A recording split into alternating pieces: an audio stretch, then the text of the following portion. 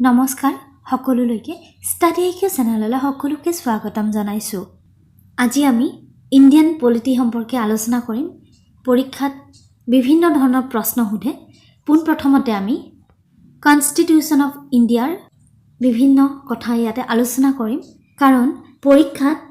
সংবিধানৰ ওপৰত বিভিন্ন ধৰণৰ প্ৰশ্ন আহে আৰু এবাৰো আহিব আপোনালোকৰ এক্সামত। চ' আমি জানিব লাগিব তাৰ বিষয়ে। পুংখানুপুংখভাৱে আলোচনা কৰিম আৰু শেষত মই বিভিন্ন ধৰণৰ প্ৰশ্ন উত্তৰ যুগুতাইছোঁ। আশা কৰিছোঁ ভিডিঅ'টো চাই আপোনালোকে অকণমান হ'লেও লাভৱান হ'ব। ঠিক আছে, তেন্তে আজি আমি ষ্টাৰ্ট কৰিছোঁ দ্য কনষ্টিটিউশ্যন অফ ইণ্ডিয়া। ইয়াত আমি কনষ্টিটুৱেণ্ট এছেম্বলি কেনেকৈ গঠন হ'ল, লগতে ভাৰতীয় সংবিধানখন কেনেকৈ তৈয়াৰ কৰা হৈছিলে সেই সম্পৰ্কে পোনপ্ৰথমতে আমি ডিছকাছ কৰিম। যিখিনি ইম্পৰ্টেণ্ট পইণ্ট হয় পাৰিলে আপোনালোকে নোট কৰি ল'ব, লিখিলে প্ৰশ্ন উত্তৰবোৰ সোনকালে মনত থাকিব আপোনালোকৰ। Making of the constitution, demand for a constituent assembly. সংবিধানখন বনাবৰ বাবে পোনপ্ৰথমতে কনষ্টিটুৱেণ্ট এছেম্বলি গঠন কৰা হৈছিলে। ইয়াত লিখিছে, it was in 1934 that the idea of constituent assembly for India was put forward for the first time by M.N. Roy, a pioneer of communist movement in India. M.N. Roy তেখেতৰ সম্পূৰ্ণ নাম হৈছে মানৱেন্দ্ৰ নাথ ৰয়। মানৱেন্দ্ৰ নাথ ৰয়ে 1934ত কনষ্টিটুৱেণ্ট এছেম্বলিৰ আইডিয়াটো তেওঁ দাঙি ধৰিছিলে আৰু এনেকৈয়ে আৰম্ভ হৈছিলে সংবিধান তৈয়াৰ কৰাৰ প্ৰথম খোজটো ভাৰতত। In 1935 the Indian National Congress for the first time officially demanded a constituent assembly to frame the constitution of India. Indian National Congress কেতিয়া গঠন কৰা হৈছিলেও পৰীক্ষাত আহিব পাৰে, মনত ৰাখিব। চনটো মই ডিছকাছ কৰি দিছোঁ, যদিও হিষ্ট্ৰী কুৱেশ্যন 1885ত ভাৰতীয় জাতীয় কংগ্ৰেছ গঠন কৰা হৈছিলে আৰু গঠন কৰিছিলে পোনপ্ৰথমতে এলেন অক্টেভিয়ান হিউম। মনত ৰাখিব আপোনালোকে, কুৱেশ্যনটো খুব ইম্পৰ্টেণ্ট। আৰু প্ৰথম সভাপতি আছিলে Umesh Chandra Banerjee. In 1935 the Indian National Congress, ভাৰতীয় জাতীয় কংগ্ৰেছে 1935 চনত অফিচিয়েলি তেওঁলোকে দাবী কৰিছিলে কনষ্টিটুৱেণ্ট এছেম্বলি গঠন কৰাৰ বাবে, যাতে তেওঁলোকে কনষ্টিটিউশ্যন অফ ইণ্ডিয়া বনাব পাৰে। খুব ইম্পৰ্টেণ্ট আহিব পাৰে। In 1938 Jawaharlal Nehru on behalf of INC মানে Indian National Congress declared that constitution of free India must be frame without outside interference by a constituent assembly elected on the basis of adult franchisee. Adult franchisee মানে হৈছে সকলো প্ৰাপ্তবয়স্ক নাগৰিক, য'ত কোনো জাতি ধৰ্ম বৰ্ণ নিৰ্বিশেষৰ কথা নাই, তেওঁলোকৰ দ্বাৰা ইলেক্ট কৰা কনষ্টিটুৱেণ্ট এছেম্বলি এখনে যাতে আমাৰ স্বাধীন ভাৰতৰ সংবিধান এখন তৈয়াৰ কৰিব পাৰে, তাৰ বাবে জৱাহৰলাল নেহেৰুৱে মতামত দিছিলে। নেক্সট চাইছোঁ আমি যি সময়ত কনষ্টিটিউশ্যনখন গঠন কৰাৰ বাবে ডিমাণ্ড উঠিছিলে বা দাবী সাব্যস্ত কৰা হৈছিলে ভাৰতীয়সকলৰ দ্বাৰা, সেই সময়ত কিন্তু ব্ৰিটিছ গভৰ্ণমেণ্টে আমাৰ ভাৰতবৰ্ষখন শাসন কৰি আছিলে, ব্ৰিটিছ ৰাজত্ব আছিলে। তেওঁলোকে 1940 চনত সংবিধান সভা বা কনষ্টিটুৱেণ্ট এছেম্বলি গঠন কৰাৰ বাবে যি ডিমাণ্ড আছিলে তাক একচেপ্ট কৰিছিলে। আহিব পাৰে আগষ্ট অফাৰ বুলি কোৱা হয় 1940 চনত। তাৰপিছত 1942 sir Stafford Cripps, a member of the cabinet, came to India with a draft proposal of the British government on the framing of an independent constitution to be adopted after the world war II। 1942 চনত ক্ৰিপ্ছ mission আহিছিলে। তেওঁলোকে কৈছিলে যে ঠিক আছে, ভাৰতক আমি constitution বনাবৰ বাবে কনষ্টিটুৱেণ্ট এছেম্বলি গঠন কৰি দিম, কিন্তু দ্বিতীয় বিশ্বযুদ্ধৰ পিছতহে দিম। তাৰমানে তেওঁলোকৰ নিজৰ স্বাৰ্থ পূৰণ কৰিব, ভাৰতীয় সৈন্যসকলক দ্বিতীয় বিশ্বযুদ্ধত যাতে লৈ যাব পাৰে, সেইকাৰণে তেওঁলোকে ইণ্ডিপেণ্ডেণ্ট কনষ্টিটুৱেণ্ট এছেম্বলি এখন বিশ্বযুদ্ধৰ আগত গঠন কৰি দিব বিচৰা নাছিলে। দ্বিতীয় বিশ্বযুদ্ধত যুদ্ধ কৰিবৰ বাবে লৈ যাব সেইকাৰণে তেওঁলোকে এই ডিমাণ্ডটো দ্বিতীয় বিশ্বযুদ্ধৰ পিছতহে পূৰণ কৰিম বুলি কৈছিলে আগত কৰিম বুলি কোৱা নাছিলে ভাৰতীয়সকলে সন্তুষ্ট হোৱা নাছিলে সেইকাৰণে লগতে ক্ৰিপছ মিছনৰ প্ৰপ'জালবোৰ মুছলিম লীগে একচেপ্ট কৰা নাছিলে কাৰণ মুছলিম লীগে বিচাৰিছিলে যে ইণ্ডিয়াখন দুখন স্বাধীন ৰাষ্ট্ৰত দুভাগ কৰা হওক সেইকাৰণে মুছলিম লীগে অপ'জ কৰিছিলে ক্ৰিপছ মিছন সেয়ে finally a cabinet mission was sent to India while it rejected the idea of two constituent assemblies cabinet মিছনে দুখন সংবিধান সভা গঠন কৰা যি ধাৰণা আছিল তাক ৰিজেক্ট কৰিছিলে আৰু নতুন কেবিনেট মিছনখনে ক্ৰিপছ মিছনৰ যি আইডিয়া আছিল দুখন কনষ্টিটুৱেণ্ট এছেম্বলি বা দুখন সংবিধান সভা গঠন কৰা তাক ৰিজেক্ট কৰিছিলে বা নাকচ কৰিছিলে এতিয়া আহিছো কনষ্টিটুৱেণ্ট এছেম্বলিখন কেনেকৈ গঠন কৰা আছিল কম্পোজিশন এতিয়া আমি ইম্পৰ্টেন্ট কনসেপ্ট এটি লৈছো composition of the constituent assembly সংবিধান সভাখন গঠন কৰাৰ সময়ত কম্পোজিশনটো কেনেকুৱা আছিল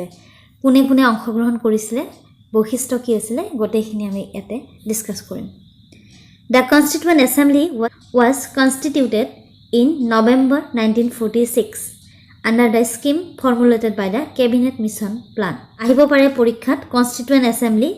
কেতিয়া গঠন কৰা হৈছিল November 1946 Composition আছিল The total strength of the Constituent Assembly was to be 389 296 were to be allotted to British India and 93 seats to the princely states. Composition to enukwa asile gothon to 296 seat 389 seator 296 allot kora asile British India jikhini provinces asile telokor babe aru 93 seats asile princely state homohor babe etia eta mo important kotha janai tho jetia bharat স্বাধীন হৈছিল ভাৰতত আছিল প্ৰভিন্সেস আৰু princely ষ্টেটস এতিয়া এটা important প্ৰশ্ন মনত পৰিছে মই কৈ থওঁ কাৰণ পৰীক্ষাত আহে ভাৰত স্বাধীন হোৱাৰ সময়ত ভাৰতত কিমানখন প্ৰিন্সলি ষ্টেট আছিল এনসাৰ হ'ব 565 য'ত কিছুমান লোকেল ৰুলাৰে শাসন কৰিছিল আৰু তেওঁলোক ইন্ডিপেন্ডেন্ট আছিল এইখিনি মই মোৰ চেনেলৰ কমিউনিটি টেবত দি দিম আপোনালোকে চাই ল'ব পাৰিব ইম্পৰ্টেন্ট আৰু এটি কথা জনাইছো The Constituent Assembly was to be partly elected, partly nominated body. সংবিধান সভাৰ কিছু সদস্য নিৰ্বাচিত হৈ আহিছিল আৰু কিছু সংখ্যক নমিনেটেড আছিল তেওঁলোকক মনোনয়ন কৰা হৈছিল The members were to be indirect elected by the members of the provincial assemblies who themselves were elected on a limited franchise. এতিয়া আমি আলোচনা কৰিম working of the Constituent Assembly. Constituent Assembly বা সংবিধান সভাখনে কেনেকৈ কাম কৰিছিল The Constituent Assembly held its first meeting on December 9, 1946. পৰীক্ষাৰ বাবে ইম্পৰ্টেন্ট হয় চাই ল'ব আৰু পৰীক্ষাত ইয়াৰ লগত জড়িত আৰু এটি প্ৰশ্ন সোধে পিছত আলোচনা কৰিছো যে কিমান দিনত সংবিধান সভাই সংবিধানখন তৈয়াৰী কৰি উলিয়াইছিল মই জনাই থলো এই দুটা ইম্পৰ্টেন্ট প্ৰশ্ন আৰম্ভ কেতিয়া হৈছিল ফাৰ্স্ট মিটিং আৰু শেষ কেতিয়া কৰিছিল তেওঁলোকে The Muslim League boycotted the meeting. মুছলিম লীগে বয়কট কৰিছিল কাৰণ তেওঁলোকে বেলেগ এখন দেশ বা ৰাষ্ট্ৰক বিচাৰিছিল ৰাষ্ট্ৰ সৃষ্টি কৰাটো বিচাৰিছিল ভাৰতখন দুভাগ কৰি পেলাই The meeting was thus attended by only 211 members. Dr. Suchidananda Sinha খুব ইম্পৰ্টেন্ট হয় পৰীক্ষাত আহিব পাৰে মই ৰেড মাৰ্ক কৈ দিছো এই কাৰণে Dr. Suchidananda Sinha, the oldest member, was elected as the temporary president of the assembly following the French practice. Suchidananda Sinha আছিল আমাৰ ভাৰতৰ সংবিধান সভাৰ প্ৰথম সভাপতি পৰীক্ষাত আহিব পাৰে তেওঁ টেম্পৰাৰী প্ৰেসিডেন্ট আছিল পৰীক্ষাত সুধিব পাৰে মনত ৰাখিব Later, Dr. Rajendra Prasad was elected as the president of the assembly. Sachidananda Sinha asile temporary president aru Rajendra Prasad asile permanent president. On December 13, 1946, Jawaharlal Nehru moved the historic objective resolution in the assembly. It laid down the fundamentals and philosophy of the constitutional structure. খুব important আহিব পাৰে the objective resolution Jawaharlal Nehruৱে কেতিয়া দিছিল drafting committee খুবেই important প্ৰায় পৰীক্ষাত সুধি থাকে ড্ৰাফটিং কমিটি যিসকলে সংবিধানখন তৈয়াৰ কৰিছিলে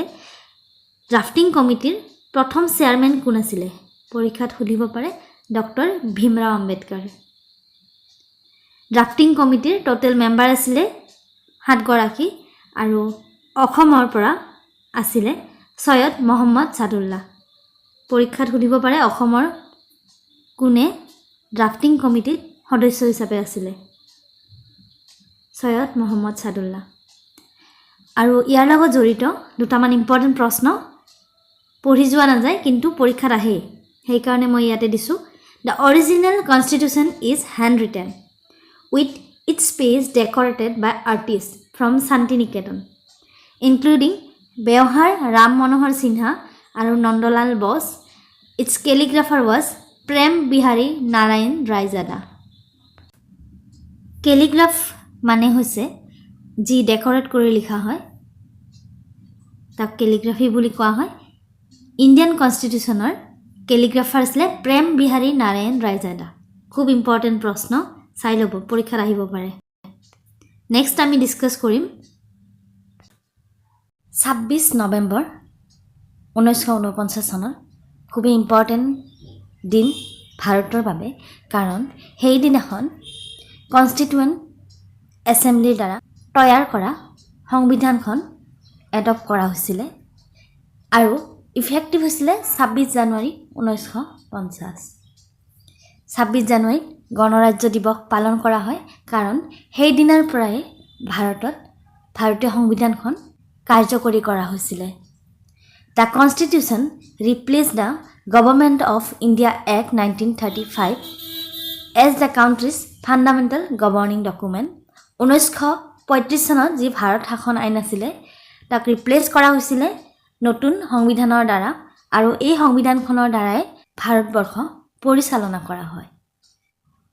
খুব ইম্পৰ্টেন্ট 26 নৱেম্বৰ 1949 চনটো পৰীক্ষাত আহিব পাৰে কেতিয়া এডপ্ট কৰা হৈছিল কনস্টিটিউশন 26 নৱেম্বৰ 1949 আৰু ইফেক্টিভ কাৰ্যকৰী হৈছিল 26 জানুৱাৰী 1950 2 বছৰ 11 মাহ 18 দিন সময় লৈছিল কনস্টিটিউয়েন্ট এসেম্বলিয়ে সংবিধান সভাই সংবিধানখন তৈয়াৰ কৰাৰ বাবে ভাৰতীয় সংবিধানৰ কিছুমান বৈশিষ্ট্য বেলেগ বেলেগ দেশৰ সংবিধানৰ পৰা লোৱা হৈছিল বেলেগ বেলেগ সংবিধানৰ পৰা ধাৰ কৰি লোৱা বা তেওঁলোকৰ পৰা অনা হৈছিল কোন দেশৰ পৰা কোনটো ফিচাৰ লোৱা হৈছে সেই সম্পৰ্কে আমি ডিসকাস কৰিম পৰীক্ষাত আহি থাকে অষ্ট্ৰেলিয়াৰ সংবিধানৰ পৰা লোৱা হৈছিল কনকাৰেন্ট লিষ্ট খুব important joint sitting of the two houses of parliament আহিব পাৰে পৰীক্ষাত কানাডাৰ সংবিধানৰ পৰা লোৱা হৈছিল federation with a strong centre important হয় মনত ৰাখিব appointment of state governors by the centre আৰু advisory jurisdiction of the supreme court আয়াৰলেণ্ডৰ পৰা লোৱা হৈছিল directive principles of state policy প্ৰায় পৰীক্ষাত আহি থাকে nomination of members to Rajya Sabha এই ফিচাৰটো ক'ৰ পৰা লোৱা হৈছিল বা ডিৰেক্টিভ প্ৰিন্সিপলছ অফ ষ্টেট পলিচি কোন দেশৰ সংবিধানৰ পৰা লোৱা হৈছিল আয়াৰলেণ্ড আইৰিছ কনস্টিটিউশনৰ পৰা আৰু method of election of the প্ৰেচিডেণ্টটো আয়াৰলেণ্ডৰ সংবিধানৰ পৰা লোৱা হৈছে খুব ইম্পৰ্টেন্ট আয়াৰলেণ্ড ভালকৈ চাব আপোনালোকে জাপানৰ পৰা লোৱা হৈছিল procedure establish by law Soviet union বা ৰাছিয়াৰ পৰা লোৱা হৈছিল fundamental duties UK United Kingdom বা ইংলেণ্ডৰ পৰা লোৱা হৈছিল পাৰ্লিয়ামেণ্টাৰী গভৰ্ণমেণ্ট যি সিস্টেম হেয়া ইউনাইটেড কিংডমৰ পৰা লোৱা হৈছিল আৰু rule of law single citizenship cabinet system bicameralism মানে দুখন সদন যি লোকসভা আৰু ৰাজ্যসভা এই সম্পৰ্কে ইউনাইটেড কিংডমৰ যি সংবিধান আছে তাৰ পৰা লোৱা হৈছিলে ব্ৰিটেইনৰ পৰা USA বা ইউনাইটেড ষ্টেটছ অফ আমেৰিকাৰ পৰা লোৱা হৈছিলে ফাণ্ডামেণ্টেল ৰাইটছ জুডিচিয়েল ৰিভিউ আহিব পাৰে পৰীক্ষাত ফাণ্ডামেণ্টেল ৰাইটছ ক'ৰ পৰা লোৱা হৈছিলে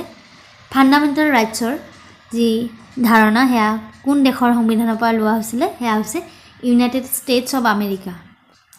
জাৰ্মানীৰ পৰা লোৱা হৈছিলে suspension of fundamental rights during emergency পৰীক্ষাত আহি থাকে আপোনালোকে ভালকৈ নোট কৰি ল'ব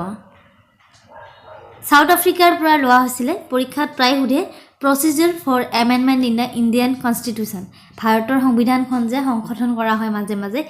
সেই বৈশিষ্ট্যটো ক'ৰ পৰা লোৱা হৈছিলে সাউথ আফ্ৰিকাৰ পৰা ইলেকশ্যন অফ মেম্বাৰ্ছ অফ ৰাজ্যসভাও সাউথ আফ্ৰিকাৰ পৰা লোৱা হৈছিলে পৰীক্ষাত আহিব পাৰে ফ্ৰান্সৰ পৰা লোৱা হৈছিলে ৰিপাব্লিক লিবাৰ্টি ইকুৱেলিটিৰ ধাৰণাসমূহ এতিয়া আমি ভাৰতীয় সংবিধানৰ কিছুমান আৰ্টিকেল সম্পৰ্কে অকণমান জ্ঞান ল'ম কাৰণ পৰীক্ষাত যিকোনো এটা হ'লেও প্ৰশ্ন থাকিব যে এই কথাটো কোনটো আৰ্টিকেলত উল্লেখ আছে যেনে প্ৰথমতে আমি চাম আৰ্টিকেল 1 আৰ্টিকেল 1ত name and territory of the union আমাৰ ভাৰতৰ ৰাজ্যসমূহ তথা কেন্দ্ৰীয় শাসিত অঞ্চলসমূহৰ নাম উল্লেখ আছে আৰ্টিকেল 1ত আৰ্টিকেল 2ত admission and establishment of the new state article 2এ ডিল কৰে যিকোনো নতুন ৰাজ্য এষ্টাব্লিছ কৰা সম্পৰ্কে আৰ্টিকেল 5 to 11 লৈকে ভাৰতীয় নাগৰিকত্ব সম্পৰ্কে ডিছকাছ কৰা হৈছে কেনেকৈ পাব পাৰি কেনেকৈ ৰিনাউন্স কৰিব পাৰি সেই সম্পৰ্কে ডিছকাছ কৰা হৈছে আৰ্টিকেল 12 to আৰ্টিকেল 35 খুব ইম্পৰ্টেণ্ট পৰীক্ষাত আহিব পাৰে article 12 to article 35 fundamental rights সম্পৰ্কে আমাৰ ডিছকাছ কৰা হৈছে আমাৰ কি ফাণ্ডামেণ্টেল ৰাইটছ আছে সেই সম্পৰ্কে আমি পাৰ্ট 3 আৰ্টিকেল 12 to আৰ্টিকেল 35 লৈকে পাম আৰ্টিকেল 14 টো খুব important equality before the law আইনৰ আগত সকলো সমান সেই সম্পৰ্কে কোৱা হৈছে আমাৰ article 14ত article 15 prohibition of discrimination on the grounds of religion race caste sex or place of birth article 16 equality of opportunity in matters of public employment নিযুক্তিৰ ক্ষেত্ৰত ৰাজহুৱা নিযুক্তিৰ ক্ষেত্ৰত কোনো ধৰণৰ ডিসক্ৰিমিনেশ্যন কৰিব নোৱাৰিব এই সম্পৰ্কে আমাক কোৱা হৈছে আৰ্টিকেল 16ৰ দ্বাৰা সকলোৱে সমান সুযোগ পাব আৰ্টিকেল 16 মতে in matters of public employment article 17 abolition of the untouchability right to freedom article 19 to article 22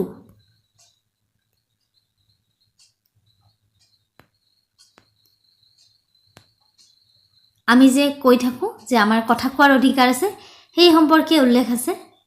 freedom of speech and expression in article 19 article 21 খুব ইম্পৰ্টেণ্ট সুপ্ৰিম কোৰ্টে বিভিন্ন কেছত তেওঁলোকে আৰ্টিকেল 21ৰ বিষয়ে উল্লেখ কৰি আছে গতিকে পৰীক্ষাত আহিব পাৰে মনত ৰাখিব আৰ্টিকেল 21এ আমাক কয় protection of life and personal liberty article 44ত আছে ইউনিফৰ্ম চিভিল কোড ইম্পৰ্টেণ্ট হয় ইম্পৰ্টেণ্ট টপিক সো আহিব পাৰে পৰীক্ষাত article 46 promotion of educational and economic interest of scheduled caste scheduled tribes and OBC এইটো পৰীক্ষাত আহিব পাৰে দেই ইম্পৰ্টেণ্ট ফাণ্ডামেণ্টেল ডিউটি সম্পৰ্কে উল্লেখ আছে article 51A There are 11 fundamental duties 42nd Amendment Act 1976 মতে এড কৰা হৈছিলে ফাণ্ডামেণ্টেল ডিউটিজ ভাৰতীয় সংবিধানত 86 Amendment Act 2002 আৰু এটি নতুন ফাণ্ডামেণ্টেল ডিউটি